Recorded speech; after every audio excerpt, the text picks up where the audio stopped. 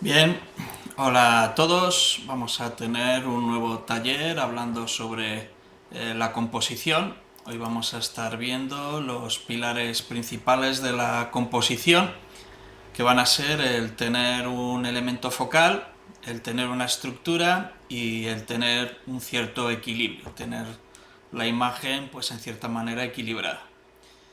Ya hace unas cuantas semanas estuvimos hablando de unos fundamentos de composición. Intentaré dejaros el enlace al vídeo en alguna parte por aquí arriba para que podáis echarle un vistazo. Y hoy pues vamos a ver, como digo, los pilares de la composición o una manera para que podamos entender cómo funciona nuestra imagen, perdón, nuestra visión y de esta manera pues colocar los elementos en nuestra imagen. El primer aspecto que debemos de tener en nuestras fotografías, en nuestras composiciones, es tener un elemento focal. Quiere decir que necesitamos un cierto elemento sobre el que reposar nuestra mirada. Muchas veces nuestra imagen tiene muy poca fuerza porque no tenemos ningún elemento característico que domine la composición. Por ejemplo, en esta imagen no tenemos de una manera muy clara dónde poner nuestra imagen, poner nuestra vista, perdón. Entonces, nuestra mirada va recorriendo toda la imagen, pero no tiene ningún punto sobre el cual anclar la mirada. Con lo cual, pues el cerebro, después de echar un vistazo, no sabe a qué está mirando, cuál es el elemento principal de esta imagen y la abandona. En esta segunda imagen, pues nos pasaría lo mismo. Tenemos muchos elementos en la imagen, todos de la misma importancia, no tenemos un orden, no tenemos nada que destaque, así que rápidamente pues nuestro cerebro rechaza esta imagen. Si analizamos un poco cómo funciona esto, es como si nosotros tuviéramos pues este grupo de sillas. Son todas iguales, todas del mismo color, todas del mismo tamaño. Entonces nuestro cerebro no es capaz de fijar la mirada sobre una silla en particular. Todas tienen la misma importancia, entonces nuestro cerebro pues no encuentra nada que destaque y después de unos segundos pues intentando pues diferenciar o buscar cuál sería la silla más relevante, lo más probable es que se aburra y abandone pues la imagen, deje de mirar esta imagen porque no encuentra nada sobre el que fijar la mirada. Si por ejemplo conseguimos que un elemento sea diferencial, por ejemplo a través de un toque de color, nuestro cerebro ya rápidamente identifica cuál es el objeto que tiene más peso en este grupo de sillas, que va a ser el objeto diferente, y va a reposar la mirada sobre ese objeto. Ya hemos conseguido anclar la mirada del espectador y tener un sujeto diferenciado sobre el que descansa, como digo, la mirada y es el que adquiere la fuerza en toda esta imagen. Una manera de conseguirlo es como hemos hecho aquí, cambiándole el color. Otra manera de hacerlo pues es a través del contraste. Si tenemos un elemento que destaca sobre el fondo debido a un gran contraste, como es en este caso, que pues tenemos el fondo blanco y la silla pues en completa oscuridad, el ojo va a reposar sobre este objeto. ¿eh? Quizá pues es esta última situación, la del contraste, la más poderosa. Si nosotros colocamos nuestro sujeto en una zona de alto contraste, la mirada va a ir rápidamente hacia esa zona, hacia ese sujeto, y lo vamos a destacar mucho sobre el resto.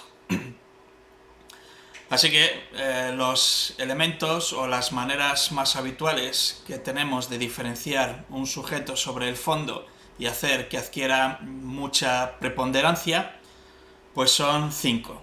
Tendríamos una gran cantidad de contraste, como es en este caso. También podemos conseguir que destaque por la saturación o la diferencia de color. Si tenemos un color que destaca mucho sobre el resto, el ojo va a fijarse en este elemento. La tercera manera sería una zona enfocada. Si tenemos un sujeto enfocado sobre un fondo desenfocado, pues la mirada va a ir hacia la zona enfocada. También, cuando tenemos un sujeto en movimiento, nuestra mirada va a ir también hacia ese sujeto que se mueve. Y finalmente, si nosotros tenemos caras o figuras fácilmente identificables, entonces nuestro objeto va a buscar lo que para él le es fácil de identificar, en vez de cosas que pues no conseguimos saber exactamente quiénes son o cuáles son. Para ayudar a estas maneras que tenemos de diferenciar al sujeto sobre el fondo, podemos guiarnos o ayudarnos de líneas de dirección, es decir, líneas que dirijan la mirada hacia el sujeto, marcos bien artificiales, como podría ser colocar a nuestro sujeto, si es el caso de un retrato, pues en el marco de una puerta, en el marco de una ventana o en un marco natural, pues rodeado de arboleda, etcétera, nos va a permitir pues dirigir aún más la mirada, y también pues por la geometría. La geometría es la que nos va a permitir pues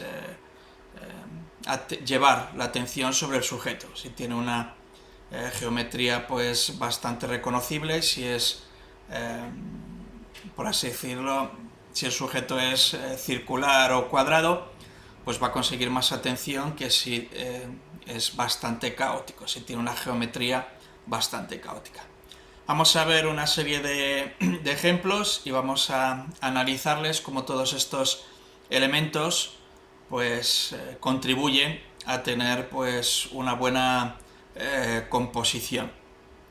Y vamos a utilizar pues unos dibujos porque nos ayudan mucho mejor a poder aplicar todos los elementos. Muchas veces pues en una fotografía no tenemos el control sobre los elementos, pero en un dibujo, en un gráfico, ahí sí que nosotros tenemos plenamente el control y ahí podemos colocar las cosas donde queremos que estén. Así que vamos a ver todas estas cosas sobre unos ejemplos. Nuestro primer ejemplo sería esta figura. ¿Y por qué funciona? Bueno, tenemos en primer lugar pues fuertes líneas de dirección, como serían estas enredaderas que conducen la visión del ojo hasta la cara. En la cara tenemos una gran zona de contraste, ya que es la parte más brillante de toda la composición, por lo cual pues el ojo va a ir ahí dirigido. También, quizás si lo estáis viendo en pequeño lo notéis, pero tenemos lo que serían los ojos y los labios de un color mucho más saturado que el resto, que también ayudan a que la vista se centre ahí.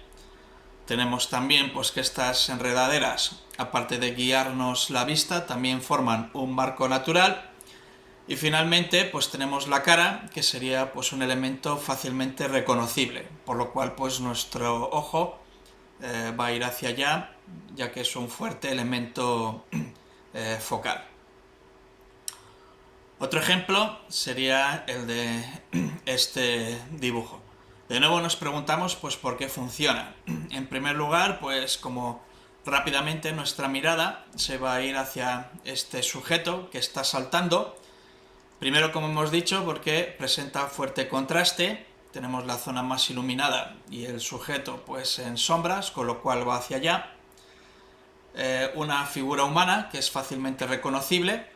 Tenemos también líneas de dirección formadas por estos focos que pues nos dirigen la mirada, como digo, hasta allí. Tenemos también la figura en movimiento y finalmente también pues está toda la escena bastante marcada, ya que pues tenemos un fuerte, podríamos llamarlo viñeteado. Tenemos todo alrededor oscuro y la parte central pues iluminada, marcando pues un marco que hemos jugado con luces y sombras.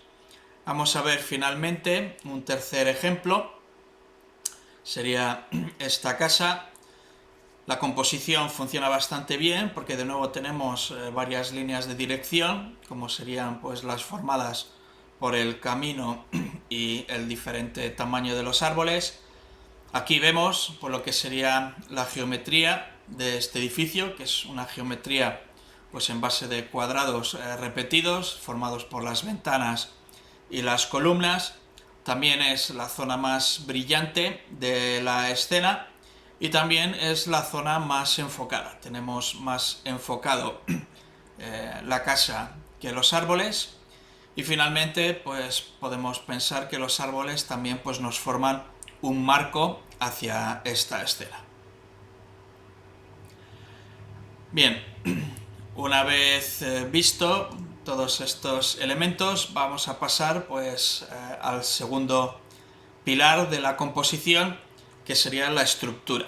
Y la estructura nos habla sobre cómo colocar y organizar los elementos de la composición basados en una regla. Hay muchas reglas. En el vídeo anterior que os he mencionado antes, pues vimos algunas de ellas. Quizá la más conocida pues es la regla de los tercios, y nosotros colocamos los elementos de nuestra imagen en función a alguna de estas reglas y en función de lo que queramos expresar. Nuestro cerebro va a rechazar las escenas en las que no haya ningún tipo de orden y, como hemos mencionado antes, no haya tampoco ningún elemento sobre los que fijar la atención. Sería de nuevo pues el caso de estas sillas. No tenemos ningún orden, no tenemos ningún elemento pues que destaque sobre los demás, y entonces la composición no es atractiva. Si nosotros aplicamos cierto orden a los elementos, pues el resultado es bastante más agradable y el cerebro va a pasar más tiempo pues anclado en esta imagen. La manera de arreglar estos elementos o de colocar estos elementos, como veis, es bastante variada, y aquí hemos optado por 3 diferentes reglas de ordenamiento. Utilizaremos cualquiera de ellas pues en función un poco de lo que queramos expresar, pero hemos configurado un cierto orden. Eso hace que la imagen sea más agradable y que el cerebro pues se concentre o le resulte más atractivo mirar una imagen con determinado orden que una imagen sin ningún tipo de orden. Las principales reglas estructurales más utilizadas pues son la regla de los tercios, la proporción áurea, la simetría y también llenar el encuadre. Y vamos a analizar un poco cada una de estas reglas principales. La regla de los tercios nos dice que si dividimos nuestro encuadre en 3 partes horizontales y verticales y colocamos nuestro elemento de interés sobre estas líneas y puntos de intersección, nuestra imagen estará bastante equilibrada y conseguiremos pues centrar tanto el sujeto como el entorno en un punto adecuado y agradable, como digo, al sujeto.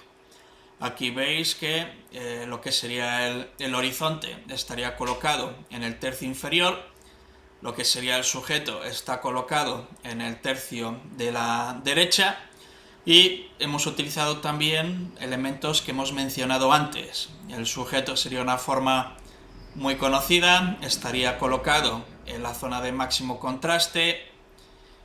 Tenemos un marco natural, que sería el proporcionado por la cueva, etc. Hemos unido o aunado los elementos anteriores con la colocación de los objetos.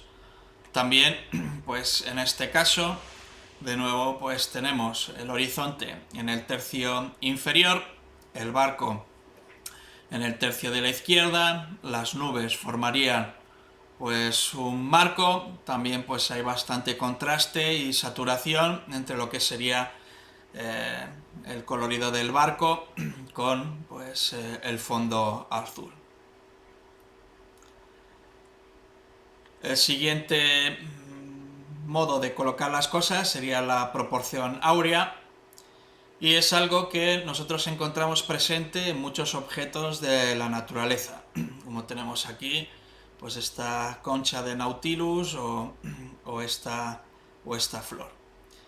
Esta composición, como digo, al encontrarse bastante presente en la naturaleza, pues es bastante reconocible, es, como digo, reconocible por nuestro cerebro y por eso pues se apoya en ella para pues encontrar algo agradable y fijar la mirada.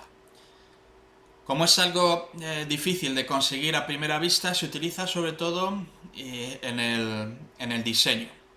Aquí, quizá los que seáis veteranos reconozcáis pues el iPod, donde almacenamos hace más de una década nuestra música, y el patrón pues sigue toda esta proporción áurea. Tenemos aquí ya en este gráfico donde la estructura de los edificios pues encaja con la espiral y finalmente el centro de esta espiral lo hemos colocado en uno de los puntos de interés, que es el propulsor de esta nave. Podemos utilizarlo ya en cosas pues mucho más manejables en situaciones reales, como puede ser en un retrato, colocando el ojo o la mirada en este centro de la espiral. Intentar colocarlo en paisajes y demás pues es bastante complicado, principalmente porque hasta que no tengamos la suficientemente experiencia para conseguir visualizar todas estas líneas, pues muchas cámaras no nos ofrecen estas líneas, estos patrones, y simplemente pues más o menos tendríamos que hacer o colocar los objetos un poco de memoria, lo cual pues no es sencillo y no es en muchas ocasiones factible. En un retrato sí, porque más o menos nosotros podemos colocar al sujeto o después hacer un recorte y encuadrar la imagen como nosotros quisiéramos. Otra manera bastante potente de colocar las cosas es a través de la simetría, y esta sí que es una manera bastante sencilla de hacer las cosas y de reproducir este elemento en las fotografías cuando las realizamos en la naturaleza o en la arquitectura, etc. Es mucho más fácil de conseguir. Aquí pues tenemos un edificio que es completamente simétrico, y también en la naturaleza podemos encontrar pues situaciones en las que reflejar bastante simetría.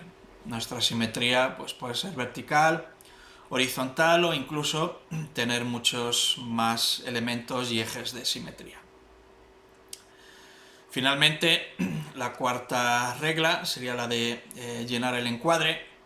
Poco hay que explicar de esta regla, simplemente pues cuando rellenamos completamente el encuadre con el sujeto de interés, pues estamos descartando todas las cosas a las que nosotros no estamos dando importancia o que nos distraen, y resaltamos completamente aquellos elementos que queremos destacar. No tiene mucho que explicar, como digo, simplemente eliminar todo lo que no queremos que aparezca en la fotografía y centrarnos únicamente pues en aquellos detalles que queremos resaltar. En caso de retratos, pues normalmente optamos por la mirada, quizá en otros pues puede ser la boca o incluso pues un único ojo nos puede dar una fuerte composición. El último pilar del que vamos a estar hablando es el equilibrio. En nuestras imágenes puede que haya zonas en las que haya mucho peso compositivo o elementos pues, que adquieren pues, gran influencia a la hora de mirar, y otras zonas en las que pues, hay mucho vacío. Quizá lo vemos mejor con este ejemplo, de nuevo con las sillas. La primera imagen sería una imagen desequilibrada porque todo el peso se lo lleva a la silla y tenemos una gran cantidad de vacío, por lo cual pues la mirada o todo el peso compositivo recae sobre el lado derecho. En el segundo ejemplo pues hemos equilibrado un poco el peso.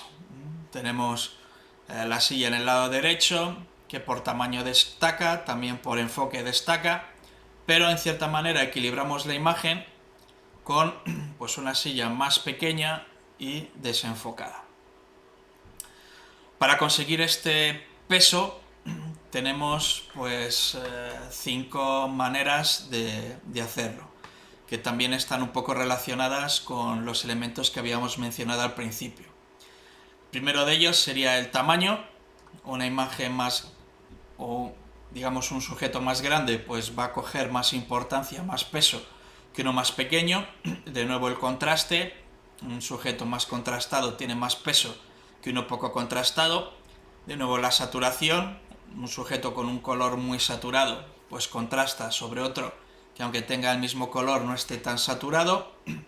Los rostros, si en nuestra imagen pues tenemos una persona a la que vemos la cara y gente que tiene la cara oculta, pues el peso va a recaer sobre la cara que estamos viendo. Y de nuevo pues las figuras pues reconocibles tienen más peso sobre figuras no reconocibles. De nuevo pues vamos a ver una serie de ejemplos con ilustraciones y fotografías en las que ver cómo se aplica este equilibrio. Aquí tenemos dos elementos principales. Tenemos en primer plano estas rocas o estas gemas, y en el fondo tenemos esta silueta. Serían dos elementos bastante fuertes en composición. Tenemos una imagen bastante equilibrada en la que pues hemos atenuado un poco la fuerza del sujeto del fondo, pues difuminándolo y reduciendo también un poco la saturación y el contraste. Con lo cual el principal sujeto de atención serían las gemas, porque es la zona más brillante, la zona más contrastada, tenemos la más enfocada, y el segundo elemento, equilibrándolo un poco, sería la silueta en el fondo, pues un poco difuminada. Tenemos aquí también una situación bastante equilibrada en las que las dos figuras o los dos rostros tendrían más o menos la misma fuerza. Hemos conseguido, pues, por así decirlo, el equilibrio perfecto con dos rostros. El primero pues sería con la máscara un rostro oscuro sobre un fondo claro. En el segundo pues al revés, la imagen la tenemos dividida entre dos, y aquí el equilibrio sería mucho más grande, mucho más fuerte o mucho más exacto, por así decirlo. El último ejemplo lo tenemos aquí, en el que pues aunque digamos el rostro, o digamos lo que ocupa más tamaño sería la cabeza de esta chica, pero al encontrarse pues difuminado, al encontrarse también pues con menos contraste, la atención pues cae en este elemento que por tamaño es menor, pero que está mucho más contrastado, que nos muestra parte de la imagen o del rostro. Como hemos mencionado, pues la cara descubierta pues tiene más fuerza que la cara oculta, y en esta, como digo, pues hemos alterado, y lo más grande pues ha perdido peso en función de las otras características mencionadas, como digo, de mayor contraste, mayor enfoque y la atención del rostro.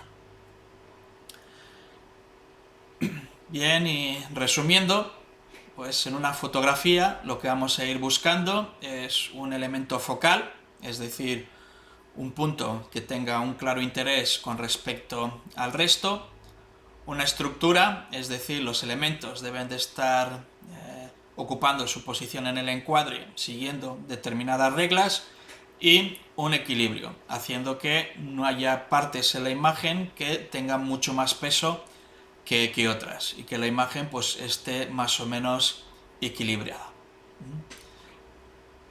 Bien, hay muchas más cosas que podemos seguir hablando de composición, y lo haremos en un siguiente vídeo, pero espero que os haya gustado y como digo, nos vemos en otra ocasión.